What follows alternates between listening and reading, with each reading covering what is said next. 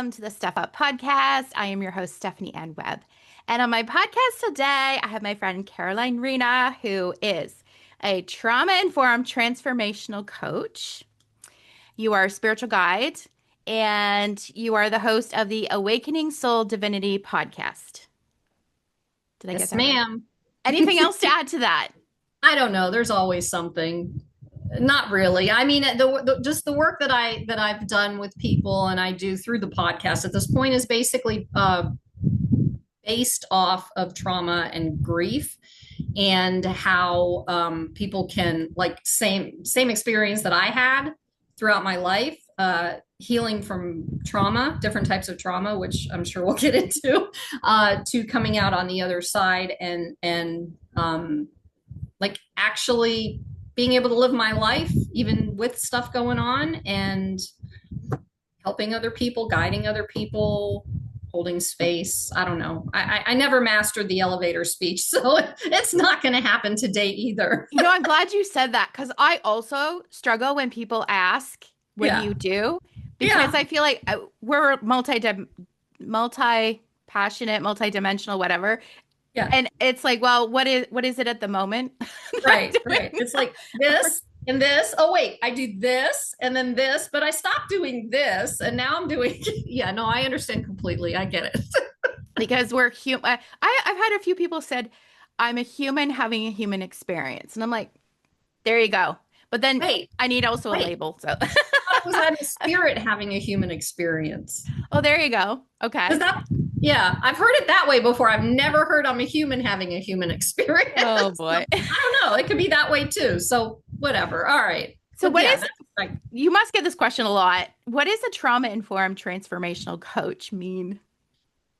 so there's a lot of things it could mean. I mean, people use the word and throw around the word trauma informed a lot because basically what that part means is that in some way, whether it's through education, whether it's through with me 35 years plus lifetime of personal experience, whatever, you understand what trauma is and what it feels like, and because you understand what it is, you can help other people uh, walk through the process of healing from it. So that's the trauma informed part, the transformational coach. And I'm kind of in a shifty gear right now, changing it to something. I haven't quite gotten the name down yet, and I haven't quite gotten my website updated yet, but it's going to be in relation to grief because there's a lot of grief that's going to happen.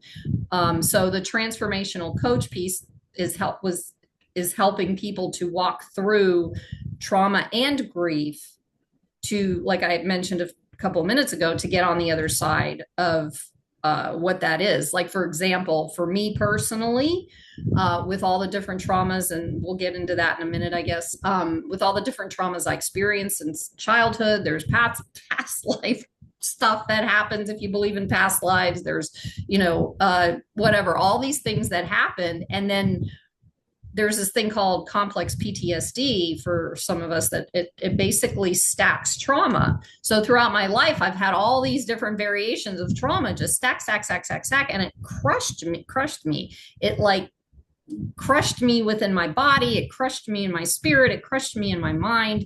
And it brought me to the point where I was almost homeless. So for me to be able to get out of that and get into a space where it doesn't happen anymore, because that's just how this process works. It's like once you let go of certain emotions that you're holding on to and that are stuck, and you let go, there's absolutely hope on the other side of that. And that's where I like to lead people through my podcast, through my work, through my connections, whatever, with people. That's kind of what that work is. So Yeah. I hope that answered your question.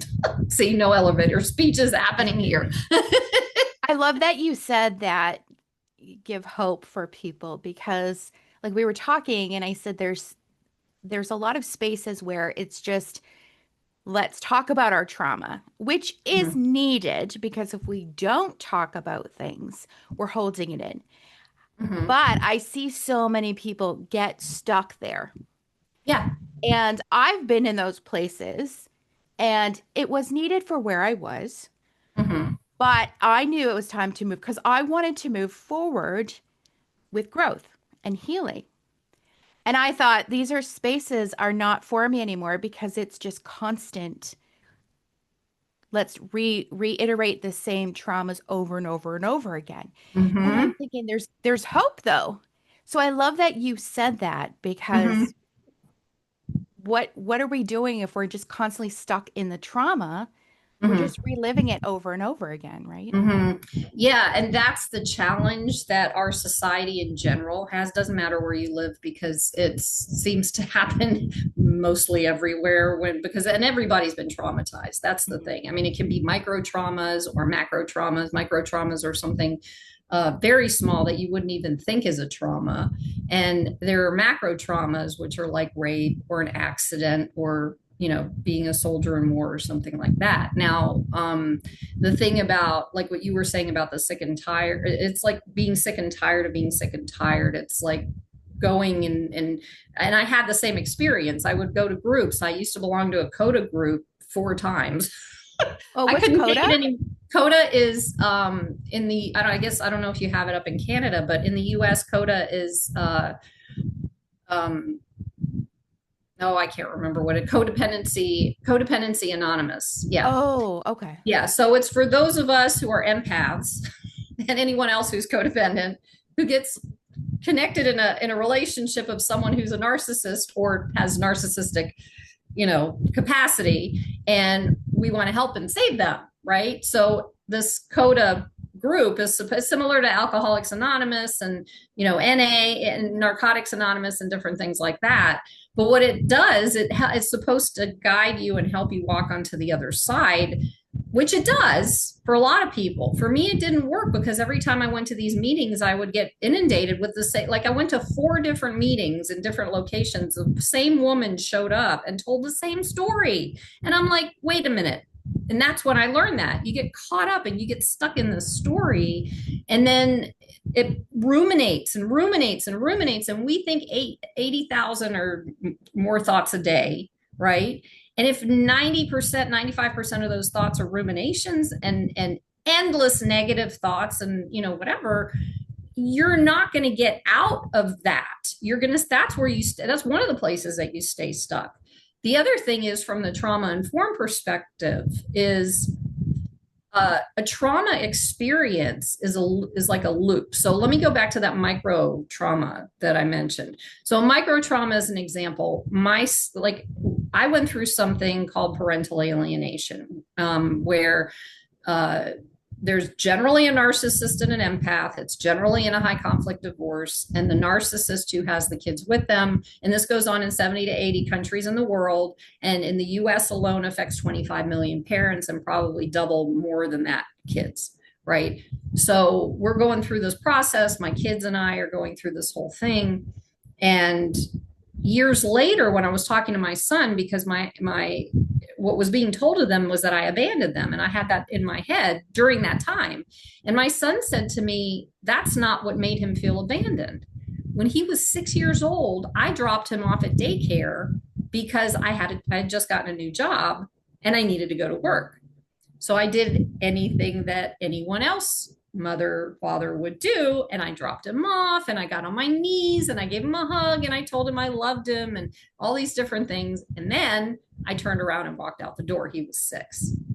So that got caught up in his memory of the abandonment.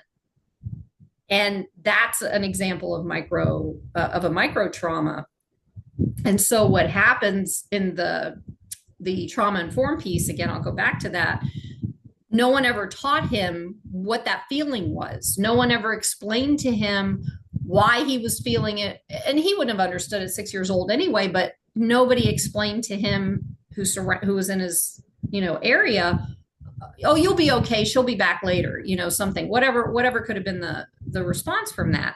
And so what happens is, especially in children, where it normally begins is there's this loop, like I mentioned, but it stops. It stops. There's like this gap of that trauma never closing because we didn't understand what to do with the energy of that feeling, whether it was sadness or anger or fear or whatever happened in that moment. So when I learned it, this to me was that stuck spot also, because no one ever taught him to just feel that feeling and let it and just let it go. It's okay. I'm here for you. I'm supporting you. Let it go. No one taught him that. I didn't know how to do that. If I was around, I wouldn't have known how to do that back then, you know? So we kind of get caught up in these loops and never know how to finish it. And then as we get older, same feeling comes in, stack it again. Another trauma comes in, stack it again, stack it again. And then you just get this whole thing going up and up and up and up and up. And it contracts. The body contracts. Like I mentioned, the mind contracts. The soul contracts. Everything contracts. That's when we get disease, because our body is tightening up around itself.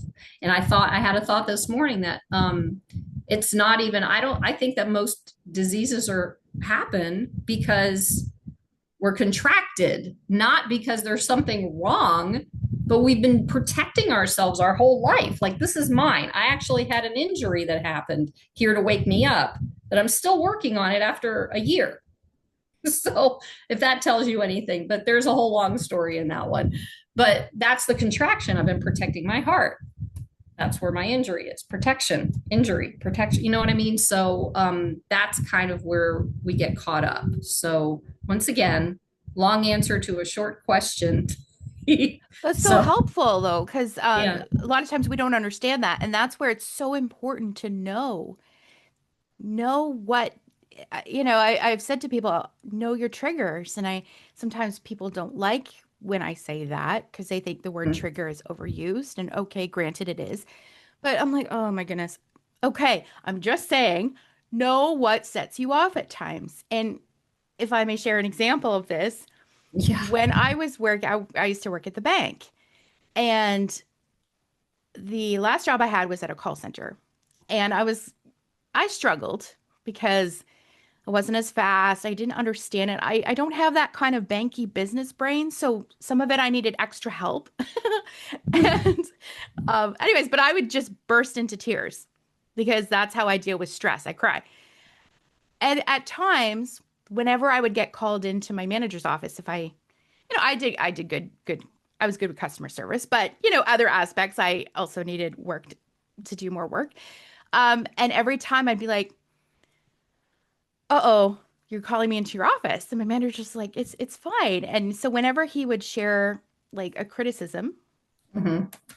I would automatically just feel shame and I'd start getting defensive. Like, well, Mm-hmm. I didn't know they were mean and so I didn't know what was happening. I'm like, why can't I just be like normal, quote unquote, like other people? Because my manager is just like, he was very nice. He was telling me, encouraging me, and it wasn't awful at all, like some people can be. And it wasn't until I started recognizing my past. I Mm-hmm. was constantly criticized, and like growing up, it was me, my mom, my sister, and my dad. And my dad would blame blame blame the women. Mm-hmm. Anytime anything happened, it would be like on us. Mm-hmm. We didn't do it right. And so when I look back and I was like, oh shit, all those years of taking blame, anytime I got criticized or I had, especially a male boss who would have to not criticize, but correct me on something, I Mm-hmm. internalized that. And it was like I was a little kid all over again. And that's why Mm-hmm. I got triggered. And I would Mm-hmm. burst into tears and think I am bad. So Right. recognizing that was like, I am not bad. It's not Yeah, you're about far that. from that. You are far from that. And yeah, that's a very good example, because what happens, so it's like when we're kids, from the ages of 0 birth to 7, we're like sponges. And we have these people around us who we're like, we're basing our survival off of these people, right? And they could tell us absolutely anything if they're not programmed in a good way by their parents, they're going to share their programming with us. And that information gets caught up in our system, literally in our system, in our physiology. And then it creates this ongoing belief of not being good enough, being bad, whatever that is that comes from whatever they're saying to us or doing, or whatever that looks like. But what's interesting is those triggers are actually what I call opportunities. You want to change the name from triggers? You got the word opportunities. That's a good because one. what happens is, as you get older, it's like the universe or God, the God of your understanding, or whatever you want to call it, always gives these opportunities to heal that and release it and let it go from your system, because that's part of what keeps you stuck too. Right? So if you've got all these thoughts in your mind and you hear these voices of parents and teachers and all these, I had a teacher call me a brat in second grade. Don't you think that got stuck inside of me? It did, and of course I felt not good enough my entire life. So when you start to recognize these as opportunities, and then when someone does something to quote unquote trigger you, one of the things I learned how to do was, oh my, initially it happened and I'd be like, same thing. Oh, I'm not gonna, and then my stress was crying. It always went to crying. It wasn't sadness. Stress to crying is a response. It's a trauma response. But crying because you're actually sad is different. That's not sadness, right? So when those things happened, I would go, then I'd start asking myself questions. I'd be like, well, what inside of me is causing that? Why do I feel that way? Or what's happening? What's the feeling that I have? What's the sensation, or where and what is the sensation in my body that I'm feeling? Because we are so disconnected with our bodies that in doing this healing work, part of the process is reconnecting, right? With ourselves first, because everything starts here. It starts inside. So what's happening is there's these mirror neurons in the brain. Have you ever heard of anybody saying you're mirroring somebody or whatever? Mm-hmm. I heard that for years until I learned what a mirror neuron is. And we're actually set up to do that. So when you have this experience with somebody, you're like, you got to take a step back. You've got to, and then you've got to give yourself an opportunity to take a breath and recognize that wasn't you, that was them. And it could be specifically, their traumas or their programming that they're spewing out at you, or it might be coming from a response inside of you, like Stephanie said, where, you have something that happens in your childhood. And then when you grow up, when you get older, something similar happens and you're still having this happen. And so in essence, what it is the first time that happened to you, Stephanie, can you give me an idea of what age you were when that happened? The first time you remember your dad doing that with you? Oh, The best you can. I mean, I'm not sure, but I think I'm pretty sure my dad's neurodivergent and possibly autistic. I don't know, undiagnosed anyways. But he has a tendency, he can be OCD, hyper focused. mm-hmm. Everything has to be his way. He's also Sure. highly religious. And so But he's been traumatized too. yes.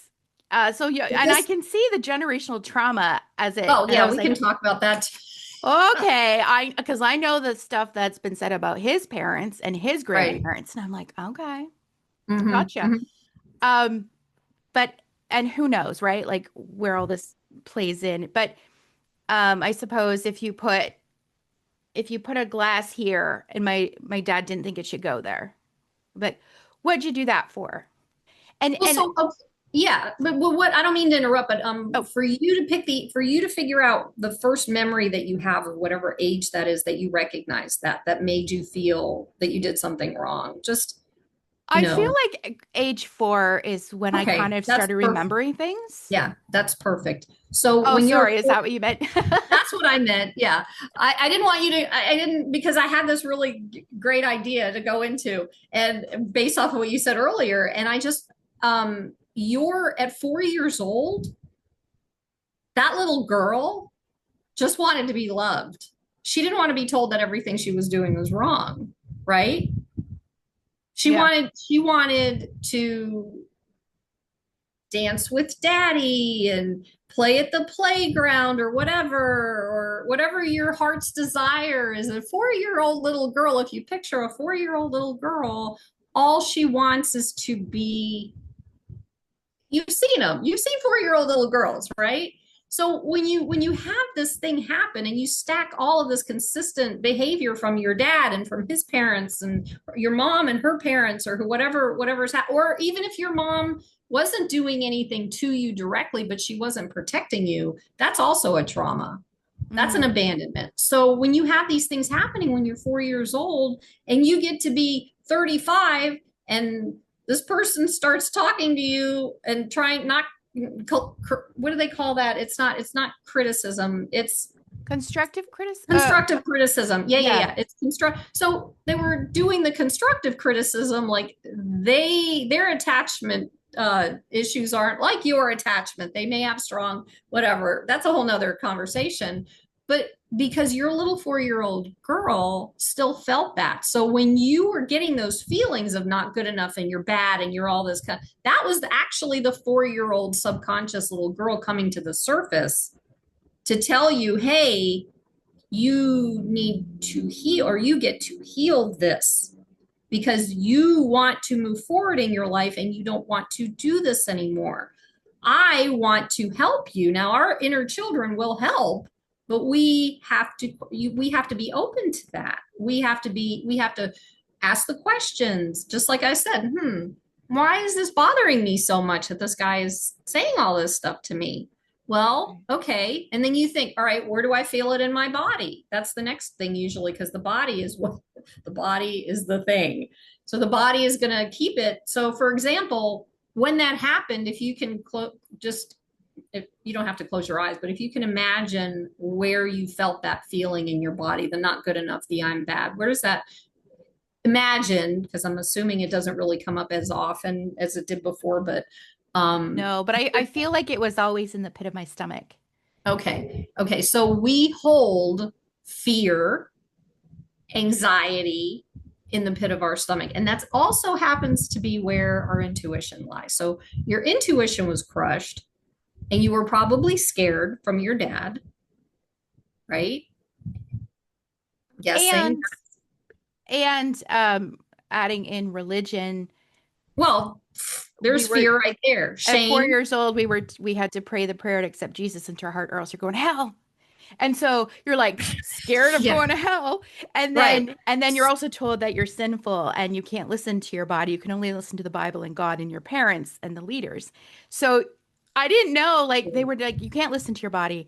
So also coming through and now I can listen to my body, but Mhm. it's taken a long time. Well, So sure. when people will say, well, Stephanie, what is your body telling you? I'd be like, well, it's telling me anxiety, depression. Like, what do you, I Yeah. don't know, right? For years. Yeah. Yeah. Because Um, you can't that's figure it out. I know. I get that. and that's Yeah. why I think like, and I know a lot of people don't have this awareness. They don't know. But when I constantly got told, why you shouldn't take this too personally. Why are you taking this personally? I'd be like, I don't know. Now I know why I did. But for years, I felt like, what's wrong? It was always that question, what's wrong with me? Right? I thought I was just the worst. That's why I believed I was worthless and just awful because what's wrong with me? Why am I always getting yelled at by people? And I know people were genuinely like trying to help because they didn't know. But when you're asked why are you taking this personally? Another criticism, and I was like, I don't know. Yeah. No, and I But I can totally relate to that because I had a critical mother. My mother was someone who parentified me, which means that I had to take care of her at 6 years old up through 12, mm, basically, because she was not in my life after 12. And so I totally get that whole critical thing. And I went through the same thing you did. And I always had stomach aches all the time. I had stomach aches. And it wasn't until I started connecting with my inner child that I started to understand what to do, just like you're explaining, because we get disconnected from our bodies because of the fear of being in them. Because in a stress response, which most of us who have experienced something like this are generally trying to escape, not fight, right? So if we're escaping and we're out of our body and we're away from our body, we can't feel it. So that's where that confusion at the beginning comes in, where you don't understand what's going on, and that's not fair. And what's interesting to me is that when you're little, you didn't deserve what happened to you. Now that you're an adult, we get to take the responsibility for taking care of what happened to us. So, and that's the big question. It's like, what's wrong with you? There's nothing wrong with us. The bigger question is what happened to you. Yeah. And like you were Right? saying, that's your body telling you, that's your inner child telling you whenever these Yeah. things come up, there's something here, there's something here. Yeah. Yep. And it's going to keep happening until you You start to you pay look into it. attention. Yeah. Hello, my lovelies. It's Steph here for a quick break. If you're enjoying the StephUp podcast and you want to support the show, you can buy me a coffee. Just check the link in the show notes or the description, or if you're watching on YouTube, you can scan the QR code that's literally on your screen right now. Thank you so much. Sending love to you all, and back to the show. Just to give you an idea of my background, so you know where I'm coming from and why I know all of this stuff is just basically, like, when I was little, aside from having this narcissistic, controlling, critical mother, who was also, by the way, I'm going to get into that in a minute, traumatized, completely traumatized, which I didn't know that for most of my life until I started doing my work. So when I was little, I had trauma from divorce. There was some birth trauma, which I don't know 100% about, but I did some research on it through paperwork that I have from my mother and my grandmother, which I'll get into in a minute too. So I had that. Parents got divorced, lived with my grandparents and my dad, got married at 22. I think I had my first child with my first husband, who, by the way, happened to be what do they call those now? I mean, I call it shoot, what's the word? What's the word that covert narcissist. Ah, They call them malignant. That's it. They call them malignant narcissists now. They change the names for everything. But anyway, so we've got, my first husband was covert. My second husband was covert and angry. And I won't get into the other stuff that he is now going, like, it was almost like the universe took me out of his life for a reason. Then I was dating a covert narcissist and another covert narcissist. Long-term relationships. The last two weren't marriages. So during the time of my first and second relationship, I was experiencing something called parental alienation, which I think I mentioned at the beginning with my kids, with the divorce thing, from my divorce. Then at the same time, I was working for a supervisor, active duty reservist in the military, and I was going through something called military sexual trauma harassment. And so I literally was working for the same person that I was getting a divorce from, right? oh man. Okay, so I'm getting badgered and bombarded and sexually harassed, and all these things are going on. And this guy, what they call triangulated, in when the narcissist starts lying and they don't tell the truth and they start triangulating, what they do is they bring other people in to attack the victim. In that case, they're a victim. It's not this victim. You don't have to stay that way. That's where this comes from. But so there's that piece of it. So I had those both going on at the same time. And then I went through this whole thing where for years I kept going. Remember, I was explaining about the stacking, the CPTSD, all these things going on, plenty of anxiety. And back in 2015, or 2014, I started my real deep dive into my healing journey and started to understand all this stuff.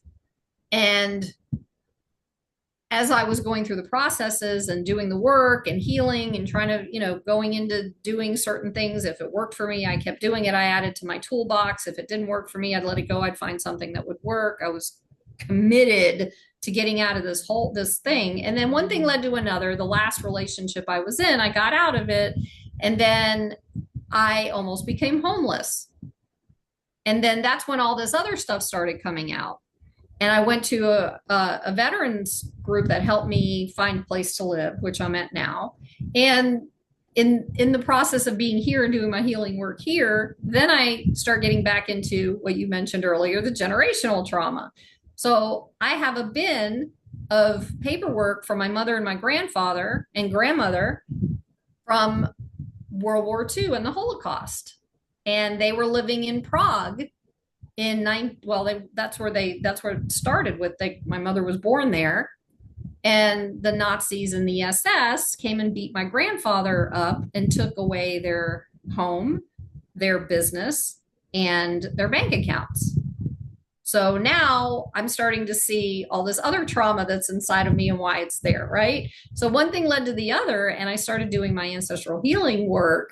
And then I finally got to a point where something just, because I was using all the tools and everything, something just got to a point where things just started clearing up, and I could feel these weights being taken off my shoulder. My body felt better. The pain started going away. Like all this trauma, pain in our bodies is not what we think it is. I feel like it's the trauma. That's just, and holding grief in, and we're taught to hold our emotions in and all these different things. And so the experiences that I had, I now, as I said before, look at them as opportunities, because they're giving me opportunities to move from being in this hole, literally, where I was in a depression for 10 days before I connected with the group that helped me get out of it, to where I'm at now, where I'm talking about this and I'm not bawling. I'm not doing that protection. I'm not sleeping all the time, all these different things. And getting back to the hope piece of it, that's why I know there's hope, because I know that from everything that I've gone through, which I think I picked for this lifetime, by the way, my soul's like, hey, we're going to do a big one for you. We're going to figure this out.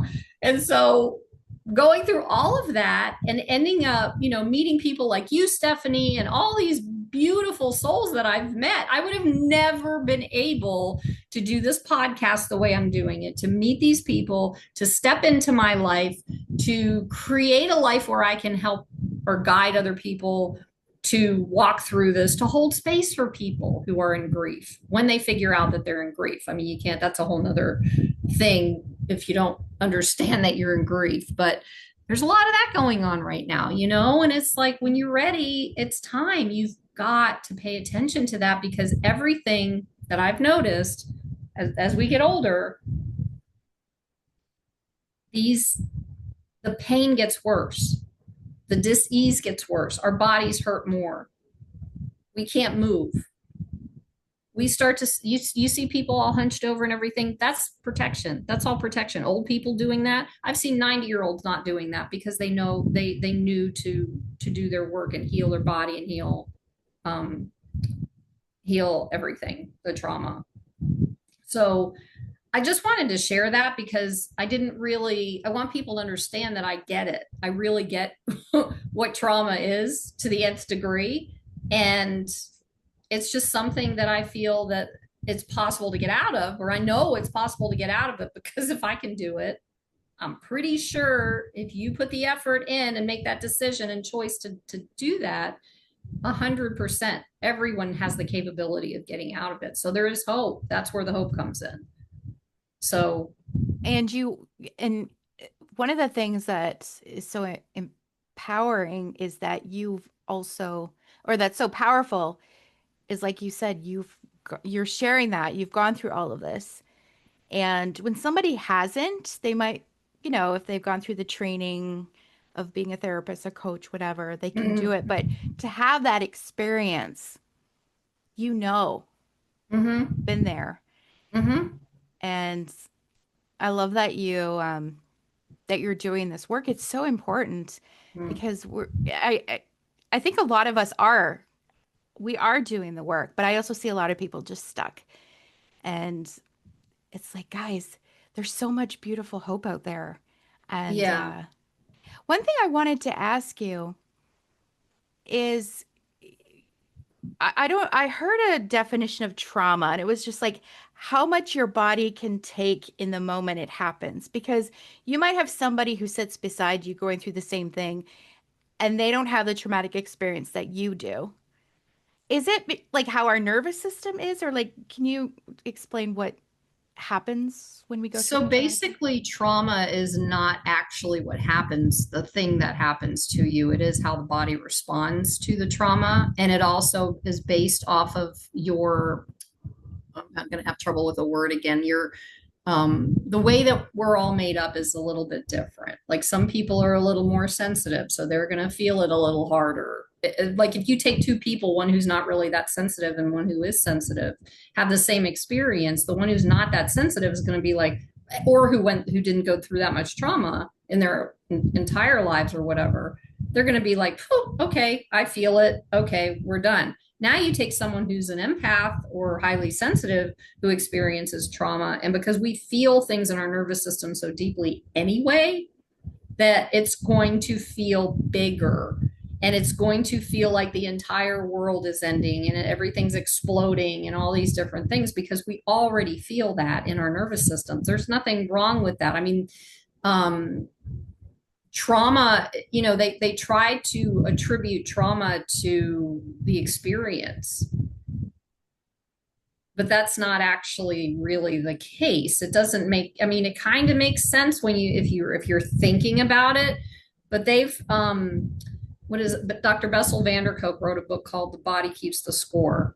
Hmm. And in that, it's like when you're traumatized, whatever stress response, stress is part of trauma. You're going to have a reaction, fight, flight, fight, the fight, flight, flee, fawn, and there's another one I can't remember. Oh, Somebody there's just another one?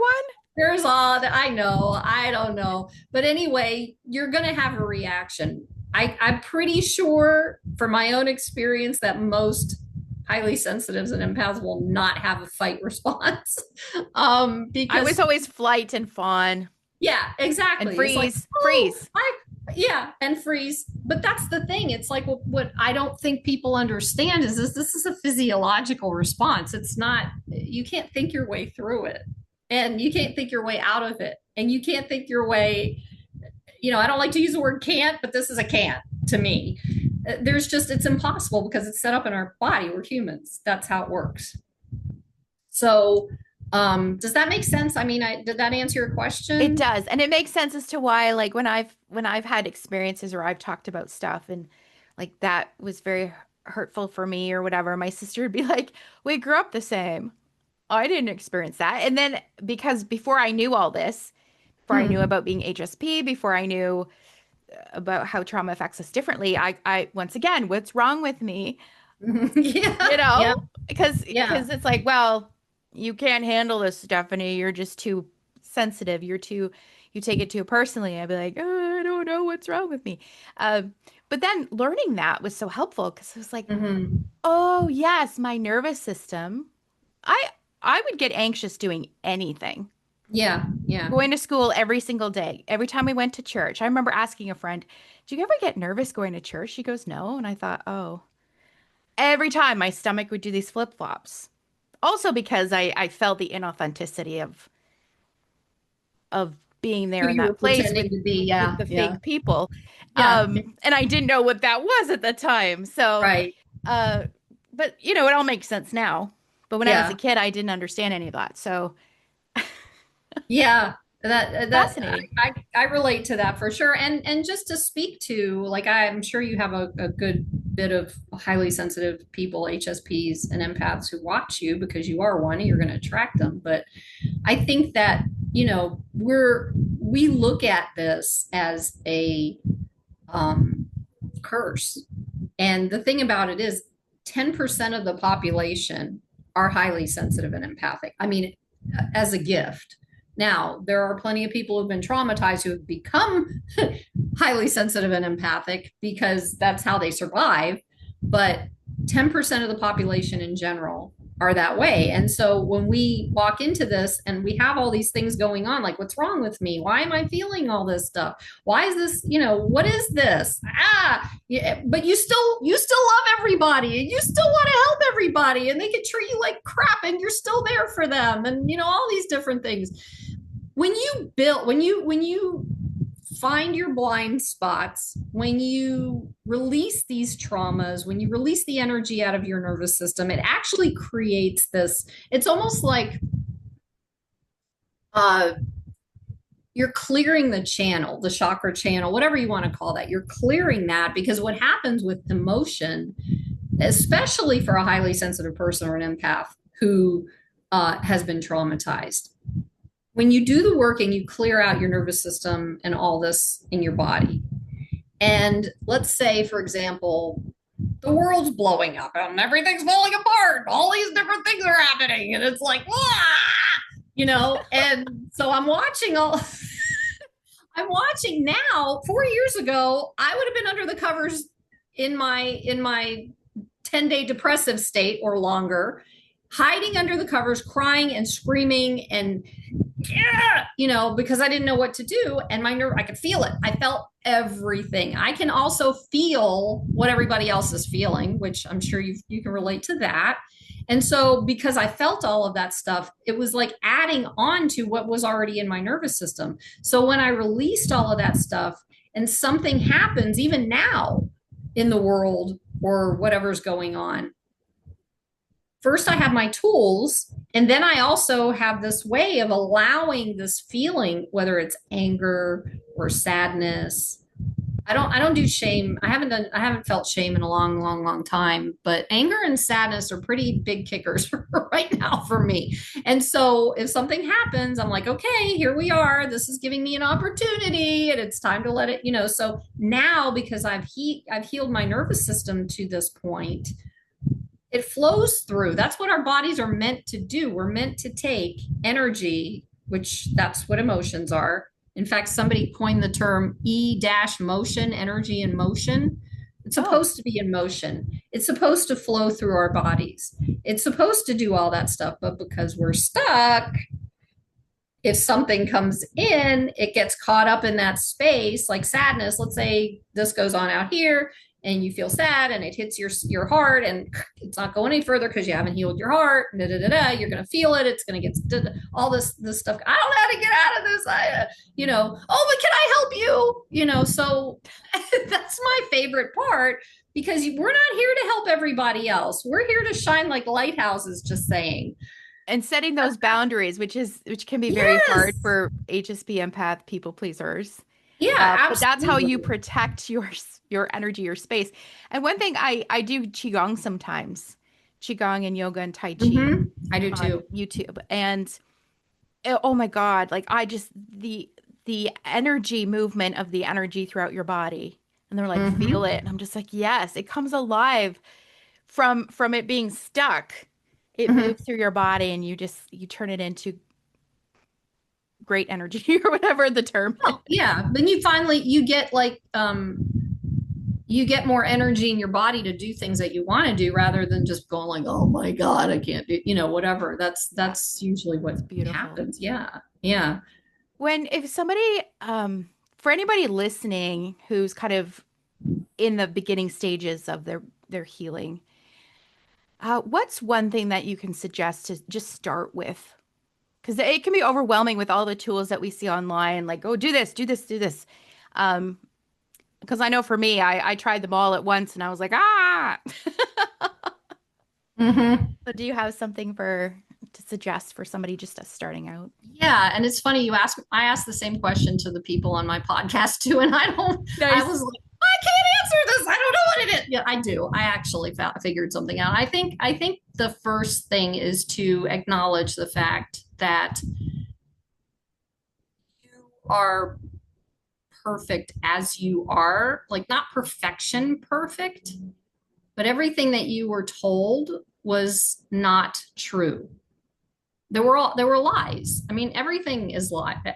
That's what boggles my mind right now. Anyway, so for me, and I don't know it's suggested at the beginning to do this because if you what I would do is start writing in a journal or something just to start getting your thoughts out of your head, because this rumination stuff, when you write it down, you can see it in front of you and you're like, at some point you'll be like, well, why do I keep thinking that way? Why do I keep thinking that way? Why is this, so you can start questioning what's going on in here instead of thinking about it, because what you're working to do is walking away from those thoughts, and the best way to walk away from those thoughts is to get them out of your head.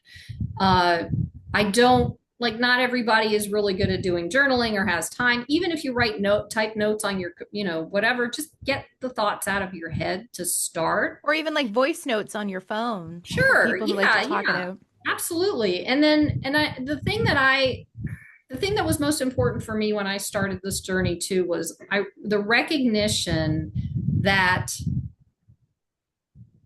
I wanted to be free. I was sick and tired of being sick and tired. I was sick and tired of people constantly telling me what to do and, thinking that I'm an idiot and all these things. It took me a long time to figure out that I was actually smart and strong and, powerful woman. Hello. Okay. Yeah, no, I didn't believe that about myself, and it was like, so I started saying this mantra that I came up with years ago, which is be willing, be courageous, be free.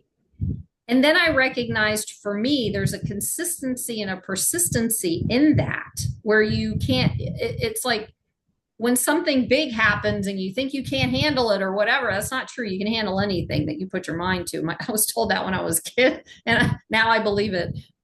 But being able to recognize that and be consistent and persistent with your healing journey is going to get you through this. And then you just go out and you find the things that work for you and do them. And like I said, you take whatever works and put them in your toolbox. And then what doesn't work, you just say, okay, next, whatever that is. There's something though that's very important in this.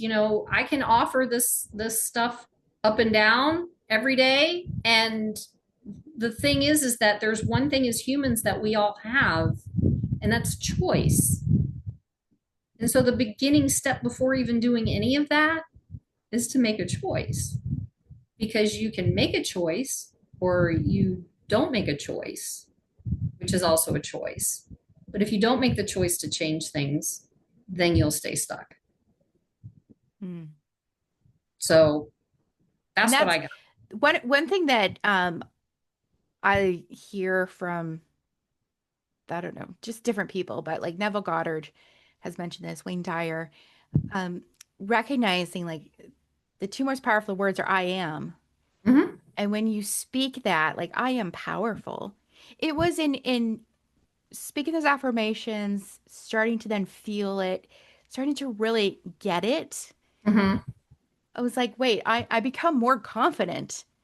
And it takes time, I was doing Yeah. things and people had said to me, I would think it was last year, one of my friends was like, that last podcast you did, I could see you. I could hear your confidence come really into play than even Mm-hmm. before. And it's because I realize I am me and I'm worth something and I am a powerful being. And we have the choice to do that. When I didn't believe I had a choice, I thought I was just God's little puppet. Um, I was just like, oh, but we're meant to be here to be authentically us and pursue that beautiful healing. And yeah. Yeah, you said something that's really important that I'd like to say something about just now. You said that you were like God's little puppet. Mm. So I think that's what we're led to believe, that we are the puppets. God is the puppet master. We are here to do God's bidding. We're here to worship, like, well, what I was taught was we're here solely to worship God and do what the Bible Well, says. I had an experience recently, yeah, and that's a whole nother conversation, but Yeah. I had an experience recently where I had a meltdown last week because of everything going on in the, stuff. And I know that I'm on this journey first of all to experience my own life and heal and do all that kind of thing, and then to help other or guide other people, right? So I'm laying in bed in the morning. I don't Right after my meditation or during my meditation, something comes to the surface. There's the trigger.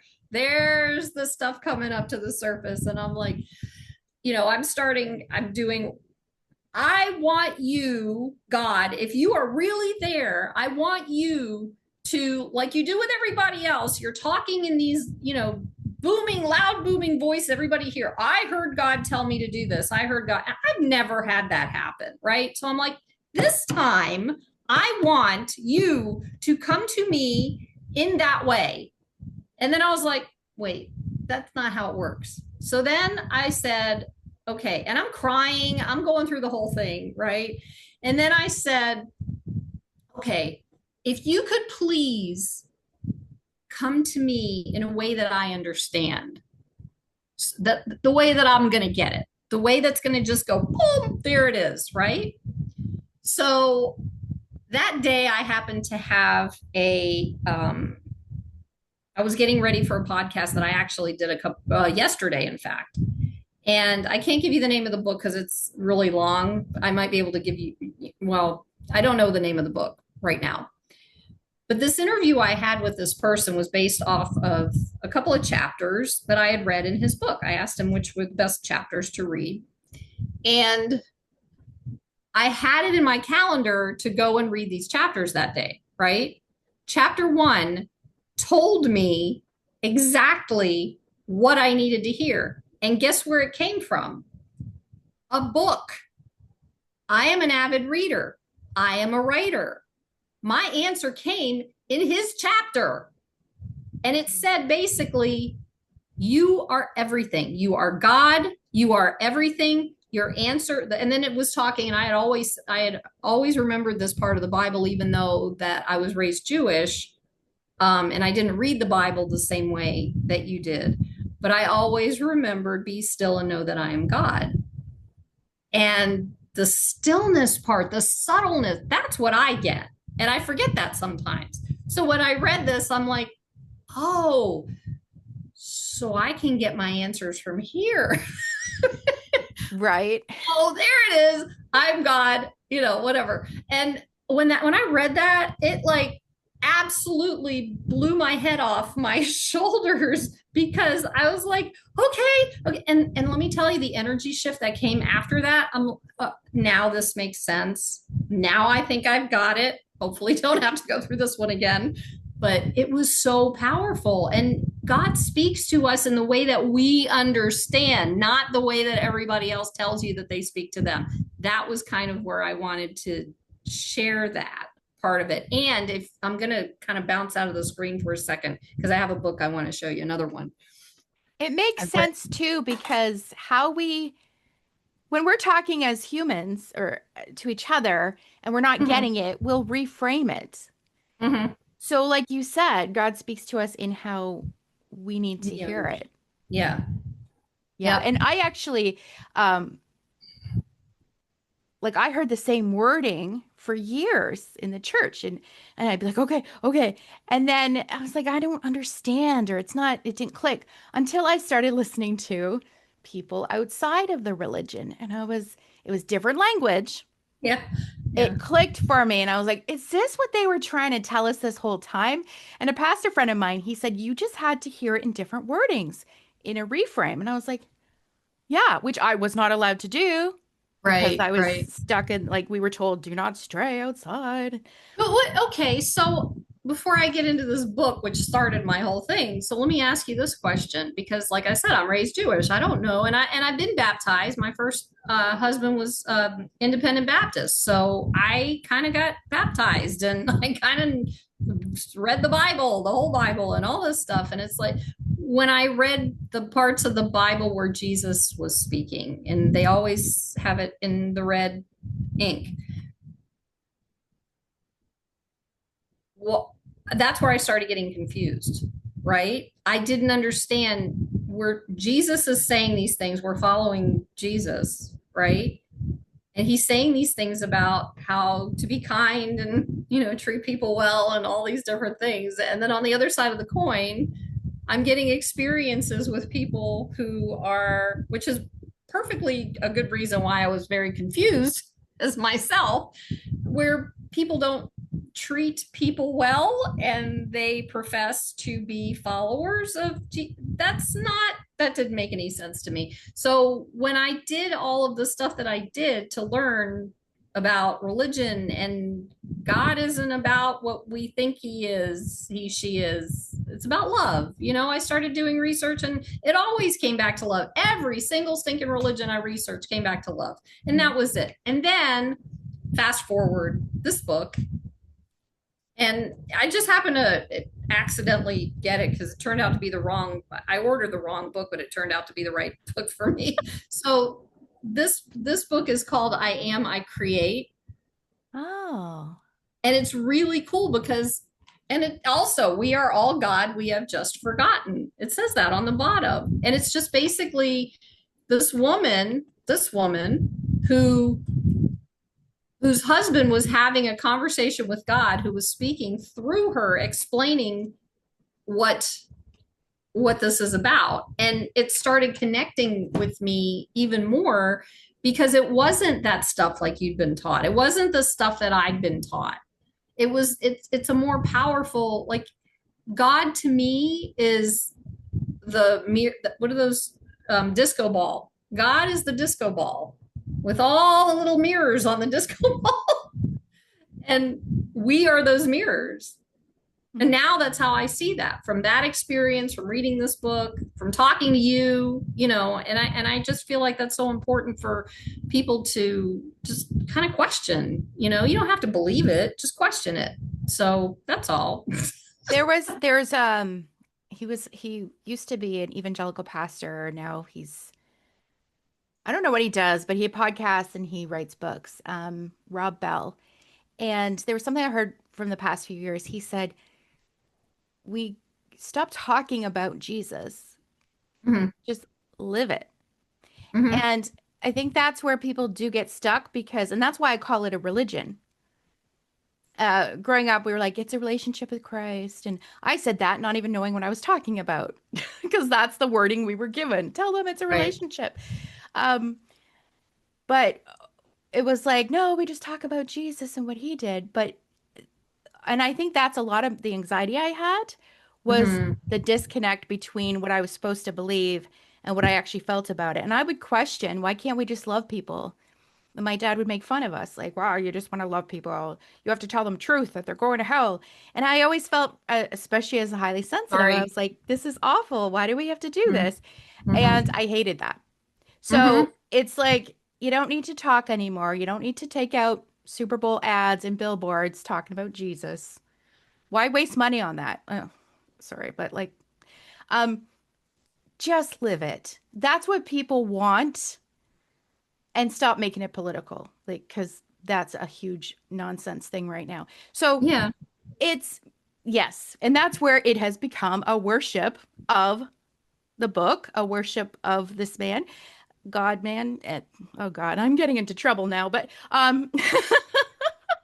no, my family doesn't watch this, so it's okay. Listen, But Stephanie, this stuff's been going on for eons. We have had so many religious people having issues with all of this stuff for eons.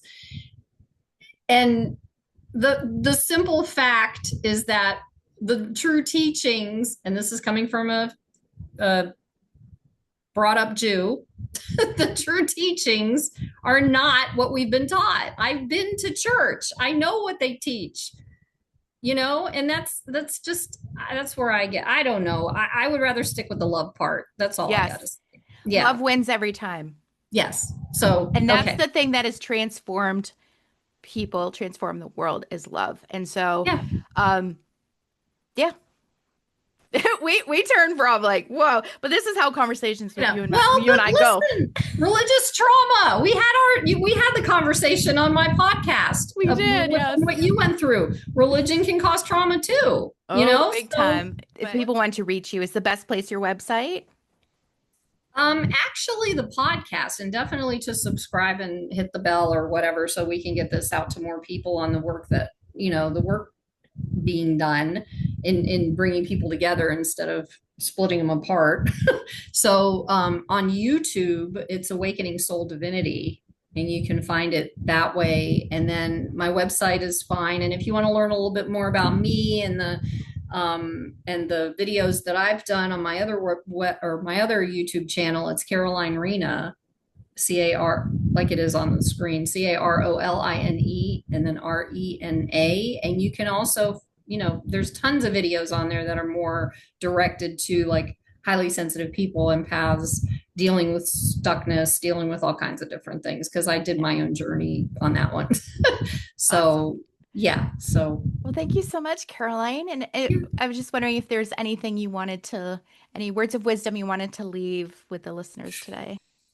oh, um, Or did I don't catch believe you off that. guard? Sorry. I Yeah, usually tell no, I people that mean, at the I think beginning. that it's okay. It's okay. I do this with everyone else on mine. So, um, I think mostly is to learn how to trust yourself, trust your gut, and not to believe everything that you see or hear, because there's so many discrepancies and so many lies going on outside of us.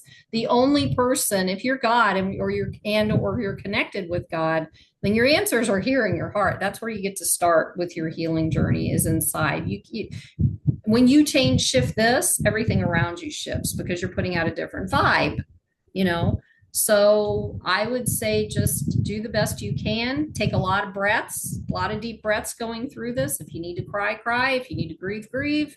If you need to have a temper tantrum in your bed, do it. Unless the kids are around, don't, because they might do it with you. And just do the best you can and know that there's a way out. There is hope. Awesome. Thank you so much, Caroline. As always, it's been a Thank you. lovely chat. Yes, thank you. Thank you guys for listening.